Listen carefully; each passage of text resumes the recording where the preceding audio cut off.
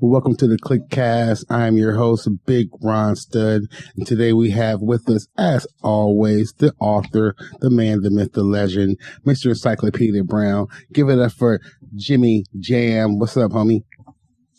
What's up? And today we have with us a very, very important member and special member of the CliqueCast sitting in with us for the very first time. A very long, personal, actually, I want to say somebody I'm very proud to call a friend of mine. Go way back to this with this guy, to the days of Tuskegee University. What's TU? And I want to give it up for CliqueCast, Facebook's administrator. The man, the engineer, B Squared. What's up, man? How you doing, Brent? Oh, I'm doing good. Thanks for allowing me to join. Oh, man, thanks for being a part of it. We're very proud to have you, member, sitting in with us today, man. So today we're talking about the Royal Rumble. It is the start of WrestleMania season. And a very important time, I guess, the number 3, let's say, as we talked about this before. The number 3, I guess, in the big 4, if we're including the Survivor Series, which is debatable, which can be a whole nother topic. I'm sure Jimmy has a lot of input on, but that's why he's Encyclopedia Brown. I'm telling you. So, we're talking about the Royal Rumble, really big time event in the road to the WrestleMania, and want to break down some of our favorites. Actually, I want to put it out there. Royal Rumble, probably one of the most creative things ever done by WWE. Poorly copied by TNA. If you ever saw that disaster they put together a few years at King of the Oh my God. It was some weird reverse Royal Rumble thing that it was disastrous. But Pat Patterson, creator of the Royal Rumble, one of the brightest minds ever in wrestling. Rest in peace, homie. He put this together, and it's just one of the coolest things, having people come out at intervals and adding to the suspense and the drama and what it was like and how dope it is. WrestleMania is dope. So I really want to get into this one and talk about one of the biggest and best events of the WrestleMania year. So we're going to talk about our top 3 surprise entrants, our personal favorite Royal Rumble, the worst Royal Rumble, and I want to throw in the oddest entrants. I love throwing in weird people that popped up in there. So let us begin with our top 3 entrants, surprise entrants in the Royal Rumble. Jimmy Jam, what you got for us? What's your number 3? So Royal Rumble is my favorite match stipulation of all time of any company, actually. I love the Royal Rumble. My number 3 entrant, a surprise entrant, has to go to Mick Foley in 2004. We want to talk about the winner of it. We all know about that, whatever. But when Mick Foley made a surprise entrant in the 2004 Royal Rumble, I popped for that because he had the whole storyline with Randy Orton about calling him an old, washed-up legend, blah, blah, blah, and he was supposed to make an appearance earlier, and he didn't, and there's all speculation, is he going to come, and he finally came out at like 20-something and blew the roof off the place and tossed out Orton and himself in the process. Mm-hmm. And it was awesome. Mick Foley is my number 3, 2004. Great call. When I saw that one, I thought about, you can't go wrong with Mick Foley, and you're right. That's a great call. I'm going to toss in my number 3 right now, and that's going to be Miss Jackie when she came in for the Women's Royal Rumble of 2018. I'm going to tell you why. Miss Jackie, if she was hold on, let me make sure we're not talking about Jackie Gaida. I'm talking about Jacqueline, okay? Talking about the real Jacqueline, who was, I think about if she was able to be around during this era of women's wrestling, oh my gosh, she would be so good. Jackie was such a badass. She was a very underrated worker. I remember, and B will remember this one. I remember when, the early on feud with Kevin Sullivan and Benoit. in WCW. And she broke a fucking chair over Sullivan. And I mean, first of all, she was just a badass in that whole feud. She was heavily involved and she was taking bumps and giving it to him. She stood toe to toe with Benoit and Sullivan. Like, she was so good. And that's when I first noticed her, like, whoa, she's legit. And then she got to the WWE, and of course she was, having, ridiculous fights with bra and panty matches and things like that in the Attitude Era. Thank you, Vince Russo. So thank you, fucking Vince Russo. But again, I think she's one that it was great to see her to get that chance to be around some of those other workers. But wow, imagine what she would have done in this era right now. Yeah. So I'm sorry, I don't want to cut anybody off. Yeah, she would have absolutely dominated. Dominated. Oh man. And now bringing this up for us with the rear right now, B Square, tell us, what was your number 3 surprise entrance for the Royal Rumble? My number 3, we'd have to go back to the Royal Rumble in 2008 when who shows up out of nowhere, fresh off of an injury that he wasn't due back for another 3 to 4 months, was John Cena, the WWE franchise.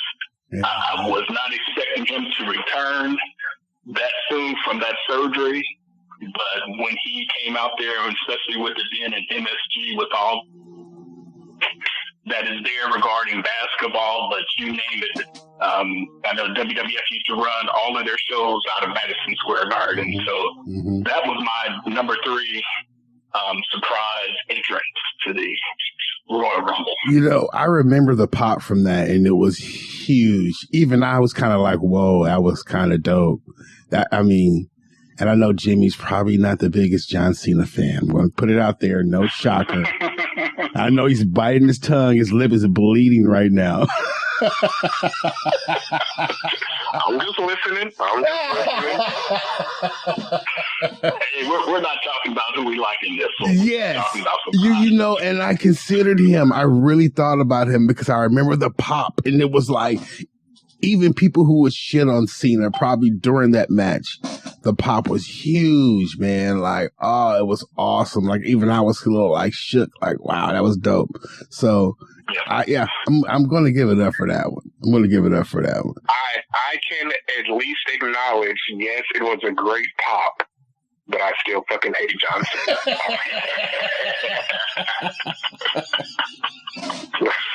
I knew that was coming. I knew that was coming. Cena still sucks in his home too. So yeah, and my kids are when they really were into watching wrestling, they were so young that they were liking John Cena, and I had to bite my tongue because I didn't want to kill their joy of what we love. But damn it, I was like, oh, I can't believe they're Cena fans. Crap. What kind of father allows oh man, a bad one. I'm not gonna even. My son Brandon was, I want to say, 8 or 9. I asked him who is his favorite wrestler, and he, without fault, said John Cena. Oh my Lord, what have I done? I saw it as insufficient parenting on my behalf. But he's learned a lot more. Failed as parents. Oh man. Fathers. Oh man. Now my daughter says she likes Randy Orton, but I think it's a lot to do with his music. But she likes Randy Orton, which I'm okay with. We're good with that. But yeah, it was rough. I mean, they were pushing it was rough, man. You don't understand. Don't judge us. Okay, so I'm gonna hop in with my my number 2, which this one was huge for me actually, and I was as big as I was excited about this person coming in, the fallback afterwards sucked just that much. And that was Awesome Kong. When Awesome Kong entered the Royal Rumble as Karma in 2012, I was like, fucking yes. Oh, yes. Because I remember watching her matches with Gail Kim and TNA, and oh, wow. They were putting on some, like, they were setting the place on fire. Like they had the biggest, best feud in the company at the time, and I would look forward. And then again, we're talking 2012. This is pre women's era, women's generation wrestling, when Awesome Kong, seeing her in the match, just being dominant and just being a beast. It was awesome. It really was awesome, actually. I was a huge fan. And having her hit the ring, come in there, and it was like, holy shit, they got her. And just knowing, like, if they were going to build a division around her, how awesome that was going to be. And of course, this is what happened. It pretty much slid downhill from there. Not to her fault. She got pregnant, and there was other things that went down. But the excitement of having her come in as that entrant in 2012 was just dope. Like, I remember, like, oh, here it goes. It's really about to be on fire. Like, but you know what, Ron? I had the exact opposite feeling about that.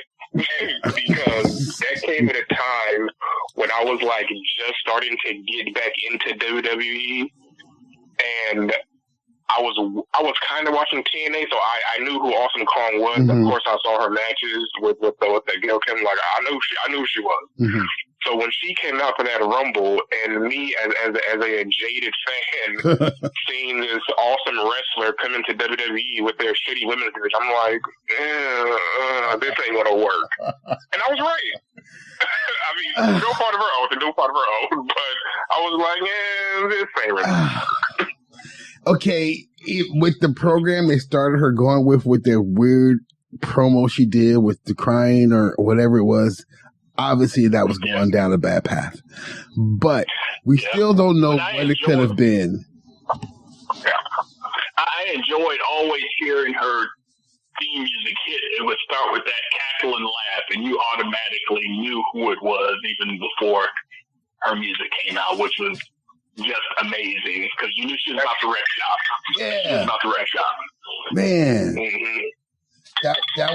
That's a talent that I feel like, if we were to do one on, like, I don't know if he would say wasted, but like what could have been talent, she would be right there on my list. Because if given the right era at the right time, maybe even at that time, she could have been a star, like a superstar. She would have really blown up. But unfortunately, a lot of stuff went down with her. She falls in that same class to me as Monty Brown when he was in TNA. Oh yeah, the alpha male. Oh man, screw you, Jeff Jarrett, for cutting his balls off when he started to really get over and anyway, we won't talk about that. And when we go into the podcast about cutting somebody's balls off, we'll talk about Jeff Jarrett then.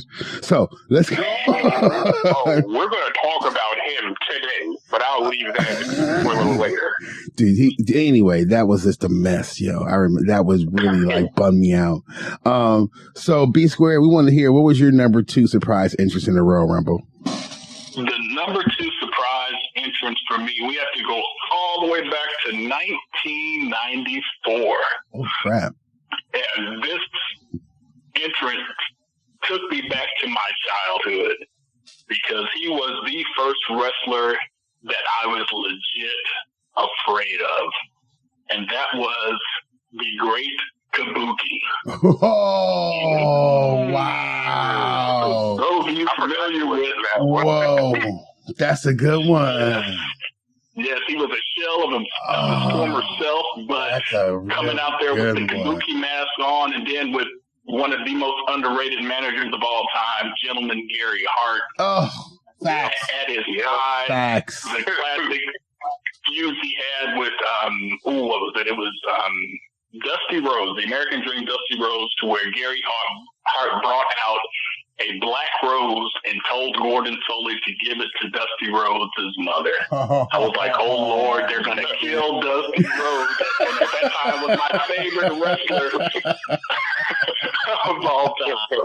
Whoa, wow, that's a good one. See the Great Kabuki come out there, even though of course he didn't eliminate anyone, and it was a quick exit too, but just to see him come out there was just a mark out moment for me. What a great one. You know what? Oh, go ahead, Ron. Go ahead. No, go ahead, Jim. I was gonna say, so 94. I didn't know about Japanese wrestling or any other. I only knew about WCW outside of WWF at the time. Mm-hmm. So I didn't know who the Great Kabuki was when he came out. But as I got older and watched other stuff, and I realized who the Great Kabuki was, and went back and watched 94 Rumble again because Bret Hart won, and he's my favorite wrestler of all time. When I watched it again and he came out, I was like, "Oh shit, Great Kabuki!" He's right. Awesome. And then he gets right. You know, Great Kabuki. That was a great call. I remember WCCW. Gary, and great call with Gary Hart being one of the most underrated managers of all time. Whenever you talk of Bobby Heenan and Jim Cornette and all these guys, and you don't bring up Gary Hart, you're missing out because he was one of the best. Yo, Gary Hart was so good. I think that why people may not bring him back, bring him up because he was like 6'2" and a big son of a bitch. So he didn't play the role of the scary manager that well. It was hard to look at him, but he was so good. Oh man. But Great Kabuki, oh wow. He frightened me. You're right. Great Kabuki would come out with the fucking the originator of the Green Mist, right? Oh yes. And I remember watching he blinded people. And the face paint. The face paint. And you know what's so funny? I remember when he did come out for that WrestleMania and he was like all fat and his paint looked like he didn't do a good job. And just like, oh, Great Kabuki. Oh, Great Kabuki. God damn. But it was still a really good cause. Still awesome to see the Kabuki out there. He was he was a dude that I was like, I love to see him come out. You know, I'm not going to say I was a fan because I was a complete mark at that point. So it's more like, oh shit, Kabuki's here. You knew it was going to go down, you know, and not knowing much about Japanese wrestling, seeing him was dope, man. So, okay, we got our number one for our top surprise Royal Rumble entrant. And, no. It's number two for me. You skipped one. Yeah. What did I skip? Who didn't go? I'm number two. You're number two? Oh, snap. Yeah, I did. I always do that shit. Don't trip. Welcome to the CliqueCast. I forget shit. So, all right. Jimmy Jam, what was your number two? So my number two is more like a 1A, 1B type situation. But I think they're tied for number one spot for me. I know what you're going to say, goddammit. For the sake of it, I'll say Edge in 2020. Mm-hmm. It was the worst kept secret. You know, yeah. Well, you know, it was heavily rumored he was coming back, but no one knew for sure. But anytime someone comes back from any sort of, you know, injury, I will always pop for that. So it was just great seeing Edge come back after just like 9 years. I think he was out with that bad neck injury. Mm-hmm. And seeing him come out, and he was on the verge of tears, and it was awesome. It was just awesome. B, your take on that one? Oh yeah. Just seeing Edge and knowing how many favorite wrestlers of the past who have had neck issues and have never been the same. Arn Anderson is, you know, most notable. To see him to be able to come back and to perform at a high level was just completely awesome. I totally agree with that one. Yeah, you know, Edge is definitely someone I felt like the only reason he wasn't on my list because I knew he was going to be on other people's list. Edge was never my favorite wrestler. I'm going to put it out there, and I think I said it on a previous podcast, but seeing him come back and that Poppy guy, and again, just seeing one of your old time guys come through, that was dope. I was very excited for that. And, again, worst kept secret, like we all knew, we all heard. But the fact when he walked out there, it was still like, whoa, fucking Edge. It's really Edge. So that was dope, man. Good call on Edge. Again, how do you not include him, right? Cause that was one of the best pops out. Especially recently, you don't get that type of emotional connection that I think wrestling is best at doing when done right. It's an emotional connection, which is a whole nother podcast we'll talk about another time. So now I can go into our top ones. Thank you, people. I said Brent, right? B Square, what's your number one surprise entrant? My number one surprise entrant, we have to go back to 2016. Who was in the ring at the time? In the ring is, to me, one of the most hated wrestlers that I've hated was, of course, Roman Reigns, because Vince tried to shove him down. And then all of a sudden, this music hits. And me and my sons are sitting there like, who in the world is this? And then who comes up from behind the curtain in gorilla position? None other than the phenomenal AJ Styles. Man. All of us popped big for that one. We're there screaming and yelling at the screen. Especially coming off of his New Japan Pro Wrestling run. And, yes. I was very familiar with all of his great matches and TNA with the triple threat with him, Christopher Daniels, and of course Samoa Joe. Those matches were, 6-star, 7-star matches. So to see him finally make it to WWE and get the respect that he deserved, was totally awesome. So that was my number one surprise entrant to the Rumble. And for the most part, I'm not big on going into all the different dirt. There much, chatter out there about him actually debuting at the Rumble. I thought maybe he would go to developmental, which I'm glad they did not. Yes, I'm surprised. That was a pure slap in the face. Oh, to send him to NXT. Oh my God! He immediately debuted on the main roster. Like it was a slap on the face for Samoa Joe to go to the freaking NXT. Come on, dude. But you're 1,000% correct. You know what's funny? I really think by a stroke of luck, we all might have the same number one. I'm having that feeling. My number one was AJ Styles in 2016. AJ coming out again. The music was like, what the fuck? The music was dope. First of all, I was like, okay. Side note, that music was supposed to be for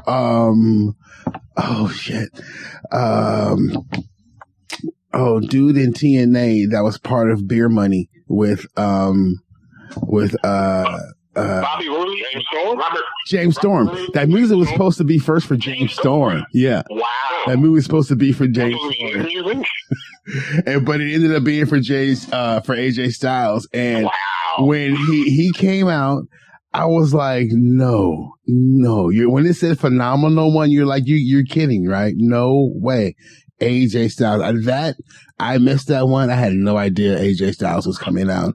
And another side note I heard about this was that Vince McMahon was shocked, beyond shocked, that people knew who he was. Like, really? We're talking about wrestling.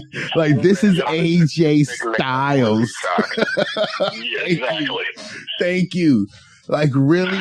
Really? You think because he never worked for WWE people? This was AJ. This was the best wrestler in the world at the time. He was probably number 2, number 3, only behind Okada, maybe. But, oh man, it was to see him in WWE, then for him to get over the way he did and to just prove to Vince that this wasn't the only company in the world, I thought was the best part. So, that's number one. AJ Styles in 2016 was my number one bet. But you know what? Much like Awesome Kong, I have the exact opposite opinion as you. Wow. Wait, hold on. Let me explain. I did pop when I saw Phenomenal One pop on that Titan. I was like, oh shit, AJ Styles. Right. Because I love me some AJ Styles. However, I love me some New Japan. And when I saw him come to WWE, I was like, he's not going to be the same. And he hasn't been.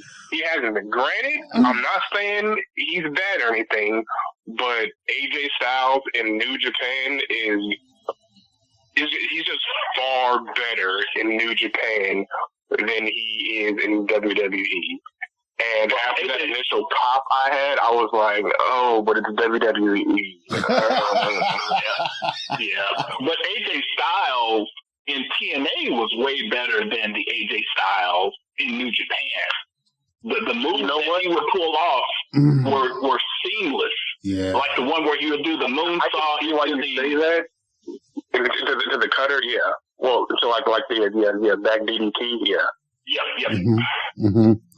Mm-hmm. Yeah, he's also younger, right? We talking about progression of him getting older and younger. Don't forget that. Like his AJ Styles in TNA was a whole lot younger, right? I wouldn't say he was better in TNA. He was just younger, more athletic. He was just different in TNA as opposed to New Japan.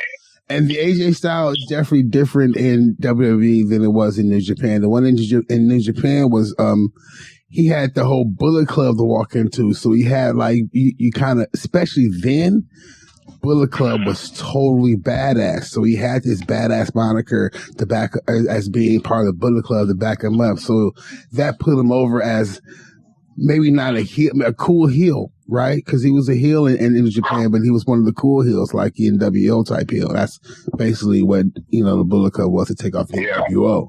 But, having AJ coming in and doing what he did gave him a legitimate, cred, like street cred, badass cred.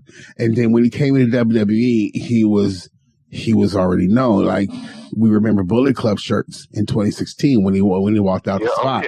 You know what I'm saying? Like, so AJ was already a factor at that point, and giving him like a little badass to go with him made him this kid with these incredible skills that now has some attitude. And then in WWE, he's actually shown some personality, which I thought was hard to come by in TNA, but he's shown some personality. Same thing as Sami Zayn and a couple other guys who I know Jimmy's going to disagree, and this is why I bring it up, because fuck him.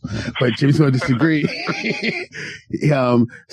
Part of the WWE machine has helped enhance him as a character worker and not just as a great spot worker. So yeah, again, Jimmy, AJ is the man, and I think WWE actually helped him to further what he can do character-wise. We will table that discussion for another time, because I have a lot to say. But moving on to my number one. Actually, you know what? I want to have an honorable mention first. And this isn't a surprise entrance, but I think a great surprise moment was 1989, 88, whatever, one of those two, when Demolition came out number one and then number two, Access Smash. That was awesome. Good call on that one. 89, okay, they just beat the shit out of each other. So the honorable mention for that. But number one for me is Mr. Perfect 2002. Oh, okay. When they put the graphic up that he was coming back to Royal Rumble, I popped huge for that. I'm a huge Mr. Perfect fan. I absolutely loved his run in the late 80s, early 90s WWE. When he went to WCW, it was kind of like, all right, he's not really Mr. Perfect anymore. He's just Kurt Hennig. But, and doing the West Texas and redneck things, like, this isn't all that great. But when they said he was coming back, that was horrible, yeah. But when they said he was coming back in 2000 for the 2002 Royal Rumble, I was like, fuck yes, I cannot wait for this. And then he gets the perfect number 30. He should have, maybe he shouldn't have won. Maybe he shouldn't have won. But I think he should have won, goddammit. Shit, put him in the WrestleMania main event against Chris Jericho. Yeah, I said it. Yeah, that's not going to happen. Not at that time. Although, could you imagine a younger Mr. Perfect versus Jericho at that time? Oh my God, that'd have been great work. That would have been awesome. I was definitely a Perfect fan coming up. Definitely a Perfect fan. Like, I remember when he did. I remember when he beat, who was it? Jerry. Who did he beat for the AWA title with a roll of quarters? Oh my God, was that Jerry Lawler? For which one? For the AWA title. Maybe it was Nick Bockwinkel, because he was the only person who ever had the title. Was it Nick Bockwinkel? Had to have been. He was the only person who ever had the title. So I think I remember watching that when he had beat Nick Bockwinkel on a roll of quarters, and he was really good. And then he came to WWE, and he was a hell of a worker. He had the perfect moniker, pun totally intended. Big fan of Mr. Perfect. So good call on that dude, man. All right. Now we want to talk about, let's move into our, I want to talk about the oddest entrant, and I'm going to bring that one up because that one I always thought was one of my favorites. My oddest entrant for the Royal Rumble, and I'm going to start with myself because I had one, and I'm not sure if the other guys had one. I'm giving them time to think as much as possible. But the oddest entrant for the Royal Rumble, I'm going to say, was in 1996 when out comes Haas. Dory Funk Jr. Like, what the hell? It's like Dory Funk Jr. just came out in the WrestleMania. I was like, it's 1996, not 1969. What are we doing? It was hilarious to me. And I'm like, I'm probably one of the few people who even realized who it was. I was like, what is Dory Funk Jr.? You know what? It's funny you say that because I knew who Terry Funk was, but I had no idea who Dory Funk Jr. was. And as a kid, I was like, who the fuck is this old fucker? Oh, man. And he was but here's the thing. He's always looked like an old man. Former NWA World Heavyweight Champion. World Heavyweight Champion, yeah. Who was a hell of a worker. Don't get it twisted. Dory was a great worker, but he wasn't the most exciting wrestler around. No. Do you remember his finishing move back then? Was the spinning toe hold? The spinning toe hold. Spinning toe hold. Holy that was awesome. I just thought that was awesome. They had him, come out then to sort of give like a NWA or throwback reference. Yeah. Equivalent to a Bob Backlund. 2000, right? Bob Backlund, yep. You know, but again, the funny thing is Dory is like at one point trained some of the best in WWE. He worked with like Kurt Angle and other people. Like Dory was a fantastic trainer. It was just hilarious to see him out there in 1996, and that's how long ago that was. So, that's how old Dory Funk Jr. was. He is a legend in the wrestling business. Yes, but he has no place in the '96 Royal Rumble. Exactly. Terry Funk would have made more sense than Dory Funk Jr. Yes. As a kid in '96, I would have popped hard for Terry Funk. Yes, if he would have came. Right. Oh God. Okay. Yeah, and just looking at some of the names that he trained, good Lord. Yeah. Ted DiBiase, Test, Edge, Mickey James, Kurt Angle, Lita, Christian Cage, Matt Hardy, and Jeff Hardy. Like pretty much anybody who got over, like, was trained by Dory Funk Jr. You know what I mean? Like, come on. He's one of the greats, but it was no place in the Royal Rumble in 1996. But you're right. I think it was something to do with getting the NWA over. That's funny. Jimmy Jam, who do you have as your number, as your oddest entrant? So remember when earlier I said that we're going to talk about Jeff Jarrett during this podcast? This is what I was talking about.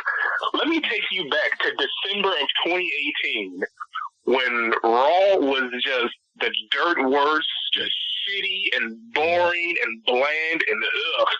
And then the McMahons and Triple H come out, you are the authority now. I didn't believe that shit, but whatever. Let's see what you got. Show me what you got. Yeah. And then on their next big pay-per-view, they trot out old-ass, boring-ass, bland-ass Jeff Jarrett. I have never liked that motherfucker. Ever. I cannot stand JEFF. Ain't I great? No. We are the authority. Who the hell said we wanted Jeff Jarrett in the 2019 Royal Rumble? I sure as hell didn't. I don't want to see him ever. I didn't want to see his horrible, terrible reign in TNA. I didn't want to see him breaking guitars with China and shit. I never want to see him ever. So when he came out doing bullshit comedy skits with Elias, singing his bullshit song that no one likes, get the fuck off my TV. All right, that is my rant for the day. Ooh, get out. Jarrett inducted to the Hall of Fame that year, or was that the year prior? It was the year prior. He was inducted in 2018. Okay. You know, I actually remember Jarrett's debut, and well, I don't know if it was his actual debut, but I remember he debuted WCCW, and he was like 19 years old, and this is right, I guess, around the time when USWA had bought WCCW, and he was coming out there and doing his thing, and he came out to Simply Irresistible. Don't ask me why I remember that shit. He came out to Simply Irresistible. And I remember like, I remember thinking, even at that age, why are they pushing this little twerp? Like, they were acting like he was the best thing since sliced bread. I guess I didn't realize his father owned the company. So I was just like, this dude is like, why? Yeah. Good call. Jeff Jarrett is always a good call when you're talking about why. Why are you here? So,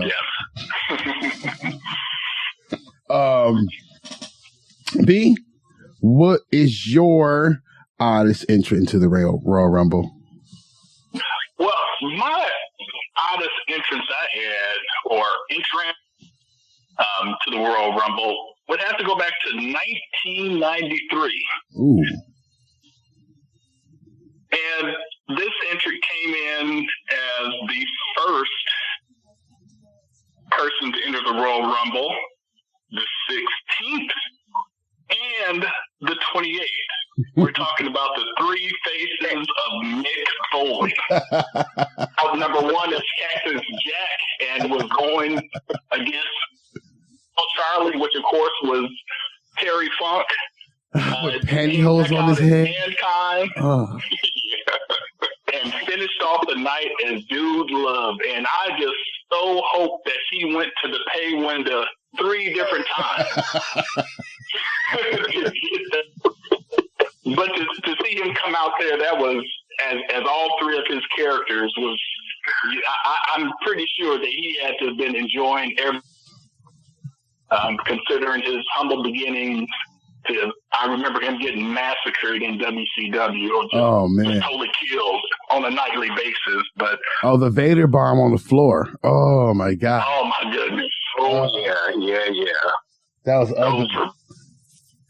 But also, just a tangent, if you don't mind, to this. I was like, well, goodness, he came out as 3 different characters. I'm like, well, has there been any other wrestlers that have come out as multiple characters? We know it hasn't happened in any Royal Rumble, but in multiple Royal Rumbles. And after doing some digging, I came up with the name of Charles Thomas Wright. and of course, we know him more affectionately known as Papa Shango. He came out in Good call. That's hilarious. But you know what? Mick Foley coming out as his 3 characters is one of my favorite moments in Royal Rumble history. I really love when he did that. You know what? We are so coming back to that moment as a personal favorite of mine. And I think, did we all cover our most oddest interests? So you know what? We're going to lead right into our personal favorites. And I'm going to start right in there with what you just mentioned. Royal Rumble 98, San Jose, California, at the San Jose Convention Center. Ron and Christian Uncaged are in the house, and we watch Mick Foley come out 3 different times. I was there in attendance for that one. It is absolutely my personal favorite, one of my personal favorite moments ever in WrestleMania. It was super cool seeing it happen.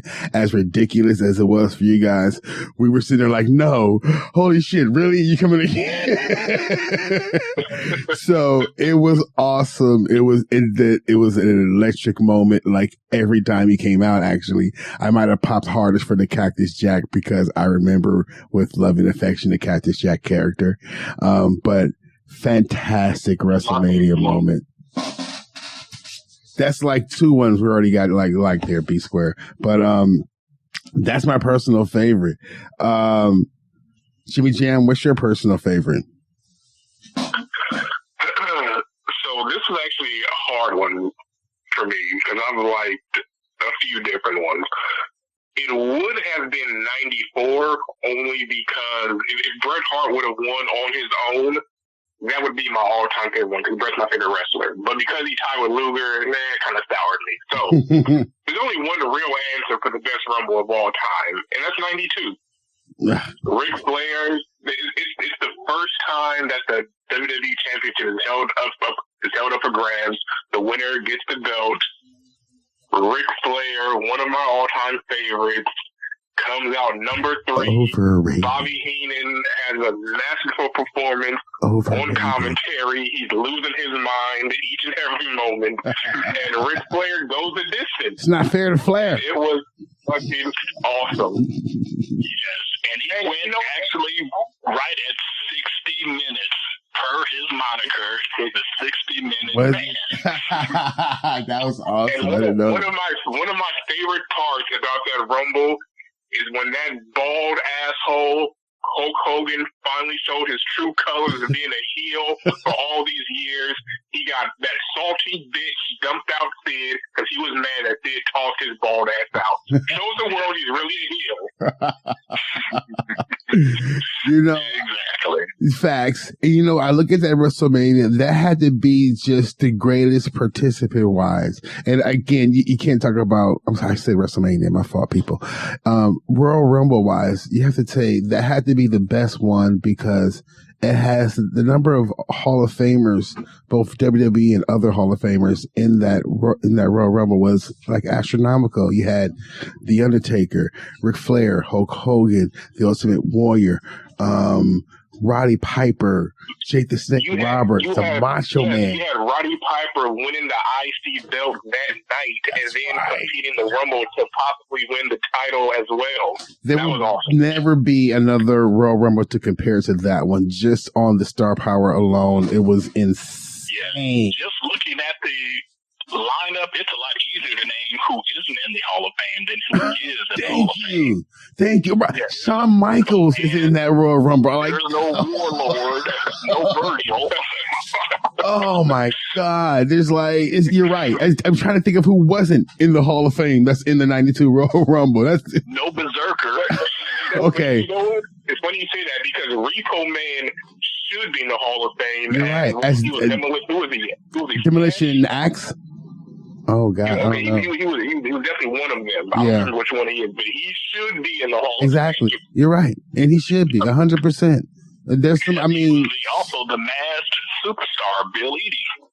Oh yes, Bill Eadie. Bill Eadie. Yes. Man, goodness gracious, that lineup to me is just insane. When you look back on it now, it's just like wow. Kerry Von Erich is in that Royal Rumble. Come on. So, I don't think you can mention top. Yeah. Is he a Hall of Famer? I think the Von Erichs all made it in at one point, right? As a family? Yeah. I think so. As a whole family, I think they went in. So again, I think that was right after Vince bought the WCCW catalog. Yes, you're 100% correct. Come on now, Vince doesn't do it unless he gets paid for it. So, but you can't talk about the Royal Rumble without mentioning Royal Rumble '92. B, what was your personal favorite Royal Rumble? My personal favorite Royal Rumble was all due to one man. Well, I take it back, due to two men. Let's go back to 2004. You have Randy Orton and Chris Benoit beating the ever-loving snot out of each other, and both of them are down in the ring. And the number 18 entrance is none other than Ernest the Cat Miller with Lamont. Hear the music hit, and to see Lamont come out there and both of them get in the ring and they are just dancing, totally oblivious that Chris Benoit and Randy Orton actually got up. And then both of them get summarily tossed. But that has to be one of my that's my all-time favorite moment. Oh, wow. From any of the Rumble. Ernest Miller, he gets a lot of shit. And okay, he wasn't that great, I will admit. But goddamn it, I love me some Ernest Miller. And that crowd went mild. Crowd went mild. Yeah. But goddamn it, I popped. I don't care I popped Big Furnace Miller when he came out. Oh, wow. That was a great call. That was one of those fun moments. Again, if you was a WCW fan and you knew everything that was going on to see him come out, it was like, oh, hell yes. That was, yeah, that was the bomb. My mama when he came out. That's hilarious, man. That's so funny. But they should have gave his finisher a better name than the Sea-Liner. Like, really? Right, that sounds a little bit better than that. It sounds like it's something you do when you're doing heavy drugs or some shit. I don't know what that is, dude. But okay, and now we're gonna close out. His ruby slippers. The ruby slippers. Yes. You know what? I was in attendance at the Cow Palace when he came out, and actually James Brown was there. WCW in their infinite wisdom did not announce that James Brown was going to be there. So nobody knew. Yeah, that was stupid. They were just so stupid. He came out and, they did their whole thing and it was really cool, but I was there. It was very fun to be a part of. Ernest Cat Miller, just a great entertainer. Hella fun. I think we are ready for our worst Royal Rumble. And I'm going to go ahead. Is there any doubt? Yes. Okay. This is, to me, it's almost like has 92 is absolutely the best. And there could be, because I actually thought what there could be as far as another one. But my worst WrestleMania is WrestleMania 99. Oh, this is the one. 99. You keep saying WrestleMania. I don't know, right? I keep saying that shit, dude. I forget things and I say the wrong things. I'm glad we have people to correct me. It's Royal Rumble. I have to focus on saying you know what? I don't do alliteration very well. The Royal Rumble. The worst one had to be Royal Rumble 99. The whole Vince McMahon Stone Cold storyline with them battling back and forth. And if you remember, the people in that Royal Rumble were terrible. It was like Southern Justice and like just the worst people on the roster you could care less about. If you don't remember Southern Justice, those are the pig farmers. But it was just ridiculous. And it was, to me, it was a total Vince Russo storyline where he didn't get the concept of Royal Rumble. I said it right this time. He didn't get the concept of Royal Rumble. He went with storyline instead of what fans really cared about, was seeing how the storyline played out inside the Royal Rumble. And it was just atrocious. It was a mess. You had them fighting out of the ring, back and forth, coming in there, and Vince McMahon ultimately winning the Royal Rumble, which was just like almost as bad as him being ECW champion and putting a rag on his head. I don't know if it was that bad, but it was on that level. It was on that level. Vince winning the Royal Rumble. I was trying to avoid that so much, damn it. But yes, definitely on that line. I know you wasn't, damn it. Yeah. But you know what? I completely agree that 99 was a dog shit Rumble. You just knew that none of those asshats coming in after number 2 was going to win. Right. Like numbers 3 through 30, you knew they had no chance of going to WrestleMania to fight for the. The only other possible person that could have won that Royal Rumble would have been Triple H. But I agree, everyone else, no way in the world you went to see them win. They weren't going to win. We all knew that. You know what I'm saying? If you were any kind of fan, you knew they weren't going to win. So it was just like, again, it was forsaking the actual Rumble and what can happen in there, and potential of playing storylines out within the Rumble was gone. And it was just cheap played Crash TV style storyline played out where nobody wanted to see. And that's what he didn't get about the wrestling fan. It's like, we're actually astute in what we want to see as far as our storyline developing and how it develops within the confines of actual wrestling. So, that sucked. And, Russo being Vince Russo. Yes. I always wanted to get a chance to put down Russo because he's an asshat, as you say, Jimmy. Jimmy, what was your worst WrestleMania? Was it 99 or no? No, definitely not. 99, that was shit, but I've said on this podcast many times, I'm going to go anything that's be a worse. It's going to be something that's actively damaging. And for me, there's no doubt it's 2015. Oh, no, sure. Now, if you recall, Royal Rumble, it was pretty shitty from like 2011 until like 2017. I think none of them were really that good. They were all pretty either shitty or like, it's whatever. Yeah. It was a long stretch of just ugh. But 2015 is the peak of that. That was peak Roman, get off my TV. That was just, and on top of that, Daniel Bryan getting eliminated early. It was canceled WWE Network trending, and it was just awful. And I wonder what would have happened if they had an actual Raw after that. Because remember, it got snowed out, and they couldn't hold an actual Raw event. So I was very curious what would have happened. I think them not having Raw saved their ass, because it would have just gotten worse if they would have had a Raw in front of a live crowd after that Royal Rumble. But that was actively damaging to the product. 2015 Royal Rumble.